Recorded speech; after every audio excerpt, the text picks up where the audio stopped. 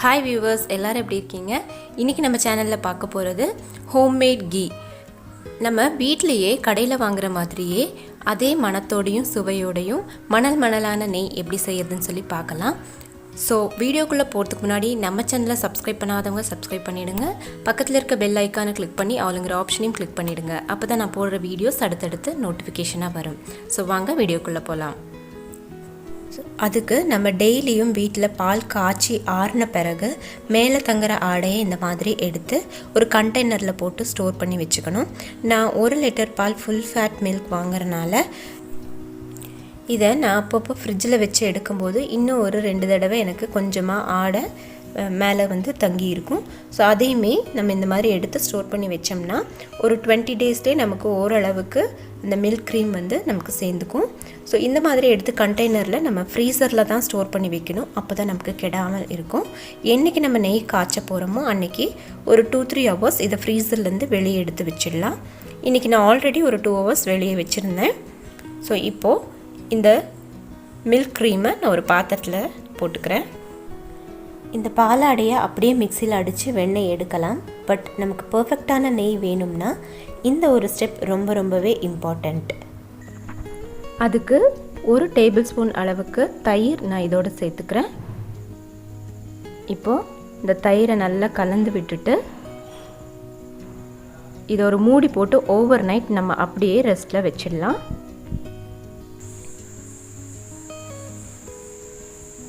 இப்போ காலையில் பார்த்தோம்னா பாருங்கள், பாலாடை நல்லா இப்போவே நல்லா க்ரீமியாக வெண்ணெய் மாதிரி திரண்டு வந்திருக்கும். ஸோ இந்த ஸ்டெப் ஃபாலோ பண்ணி நம்ம வெண்ணெய் எடுத்து அதில் நெய் காய்ச்சினோம்னா நமக்கு பர்ஃபெக்டான நெய் கிடைக்கும். இப்போ இந்த பாலாடையை மிக்ஸி ஜாரில் என்னென்னா பிளெண்டர் இருந்தால் பிளெண்டரில் சேர்த்துக்கோங்க. நமக்கு சீக்கிரமாக வெண்ணெய் திரண்டு வரணும்னா ஐஸ் க்யூப் சேர்த்துட்டு நீங்கள் ஐஸ் வாட்டர் இருந்தால் ஐஸ் வாட்டரும் சேர்த்திக்கலாம்.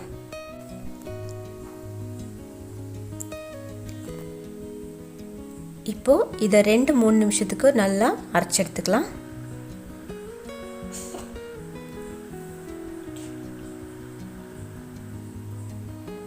இப்போ பாருங்கள், ஓரளவுக்கு அந்த பட்டர் பிரிஞ்சு வர ஸ்டார்ட் ஆகிருக்கு. ஸோ இன்னும் கொஞ்சம் கூட ஒரு 2-3 மினிட்ஸ் நம்ம அரைச்சிக்கலாம்.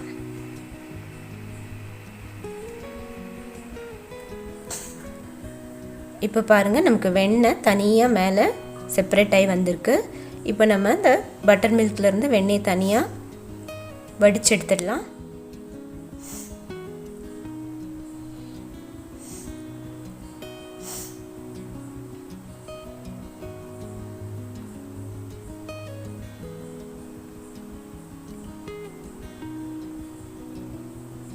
இப்போது இந்த வெண்ணெயை ஐஸ் வாட்டரில் ஒரு 2 தடவை நல்லா வாஷ் பண்ணி எடுத்துக்கணும்.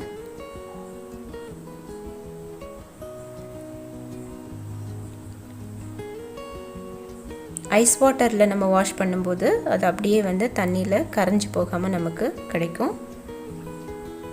ஸோ நான் தண்ணியை மாற்றி இன்னொரு தடவை கூட வாஷ் பண்ணிக்கிறேன்.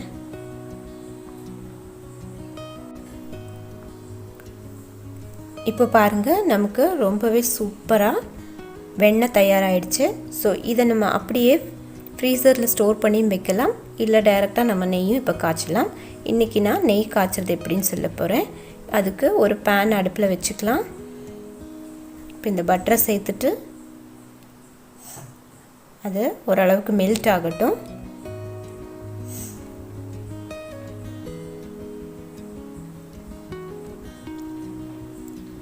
இப்போ இந்த பட்டர் நல்லா மெல்ட் ஆனதுக்கப்புறமா தீ எப்போதுமே லோலேருந்து மீடியமில் தான் இருக்கணும். அது ரொம்பவே முக்கியமாக நம்ம கவனிக்க வேண்டிய ஒரு விஷயம்.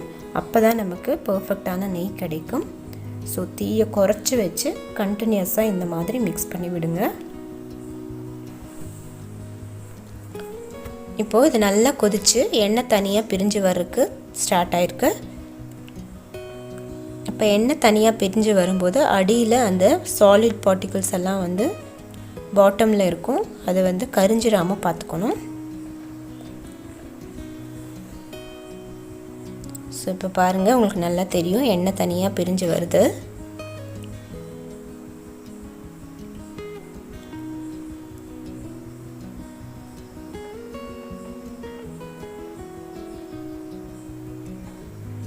இப்போது ஆல்மோஸ்ட் ரெடி ஆயிடுச்சு. அடியில் இருக்க அந்த சாலிட் பார்ட்டிகல்ஸ் வந்து அந்த நுரை அடங்கி அது வந்து ஒரு நல்ல ப்ரௌன் கலராக மாறுற வரைக்கும் இதே மாதிரி மிக்ஸ் பண்ணி விடலாம். இப்போ பாருங்கள், உங்களுக்கு பார்த்தாலே தெரியும் அந்த நுரையெல்லாம் அடங்கி நல்லா ப்ரௌன் கலராக அந்த பார்ட்டிகல்ஸ் மாறி இருக்குது. இப்போ இதோட கொஞ்சமாக முருங்கை இலையை சேர்த்து அது நல்லா பொரிஞ்சதுமே ஸ்டவ் ஆஃப் பண்ணிக்கலாம். ஸோ இந்த முருங்கை இலை சேர்க்கும்போது ரொம்ப அருமையான ஒரு மனம் வந்து வீடே கமகமான்னு இருக்குங்க வாசனை. ஸோ அவ்வளோதான், ஸ்டவ் ஆஃப் பண்ணிவிட்டு இதை கொஞ்சம் நேரம் ஆறின பிறகு வடிகட்டி எடுத்துக்கலாம். ஸ்டீல் ஸ்ட்ரெயினர் வச்சு வடிகட்டிக்கோங்க, அப்போ தான் இது வந்து உருகாமல் நமக்கு வடிகட்ட முடியும். ஸோ பாருங்கள் எவ்வளோ க்ளீனாக சூப்பராக ஹோம்மேட் கீ வந்து ரெடி ஆயிடுச்சுன்னு சொல்லிட்டு.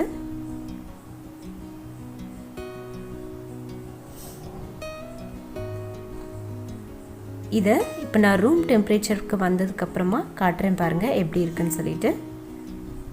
ஸோ இப்போ பாருங்கள் எவ்வளோ பர்ஃபெக்டாக நமக்கு நெய் வந்து ரெடி ஆகிருக்குன்னு சொல்லிட்டு. மணலான நெய். ஸோ இந்த மெத்தடில் பண்ணிங்கன்னா நமக்கு பர்ஃபெக்டான ஸ்மெல் அண்ட் டெக்ஸ்சர் எல்லாமே கிடைக்கும். ஸோ வியூவர்ஸ், நீங்களும் வீட்டிலையே இதே மாதிரி பர்ஃபெக்டான நெய் செஞ்சு பாருங்கள். இந்த வீடியோ உங்களுக்கு பிடிச்சிருந்ததுன்னா லைக் பண்ணி ஷேர் பண்ணுங்கள். சப்ஸ்கிரைப் பண்ணாதவங்க சப்ஸ்கிரைப் பண்ணிடுங்க. தேங்க்யூ ஃபார் வாட்சிங்.